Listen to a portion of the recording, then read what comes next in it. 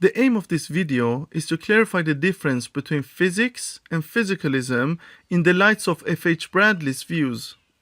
According to Bradley, science abstracts features out of objects to explain phenomena and give a causal account.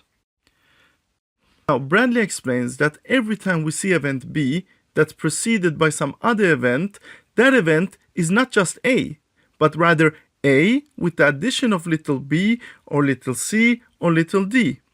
And each time, it doesn't matter what other things are going along with this A, you always get the same result.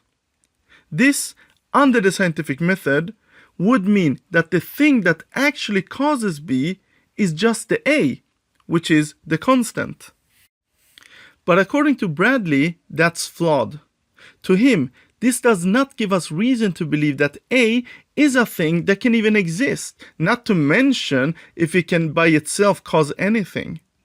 Science abstracts features out of objects and processes to explain phenomena. Let us illustrate what Bradley means with an example. Suppose that you're a scientist with the goal of explaining what melts ice.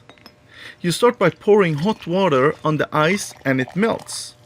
Then you put a hot spoon straight out of the oven on the ice and it melts again.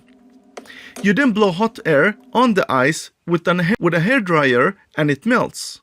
So you conclude that it's not the water, spoon or the hairdryer that melts the ice, but rather the heat in those said objects. And that's what all good scientists would in fact conclude. But if we actually think a bit deeper about it, heat does not exist absent of those objects. Heat, as an abstraction, does not cause anything, and may not even be real depending on your metaphysical position. Obviously, you can't melt ice with the concept of heat. You actually need something that's hot, like water, a spoon, or a hairdryer. And by the way, saying that heat is an atomic motion just replaces one abstraction, namely heat, with another, like motion, energy, or microstates. So again, science abstracts features out of objects and processes to explain phenomena as if those abstractions have a real standalone existence and can cause anything by themselves. Remember that what's real is usually described to be those things that can in principle have causal power.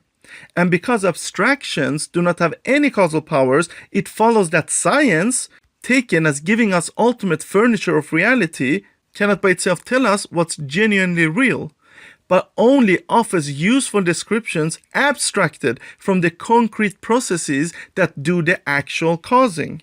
Science is a method for modeling, predicting, and explaining phenomena via abstractions, like variables, laws, and idealizations. Physicalism, on the other hand, adds an extra step. It treats the abstract entities or quantities in the model as all that ultimately exists. And that's the difference between physics and physicalism.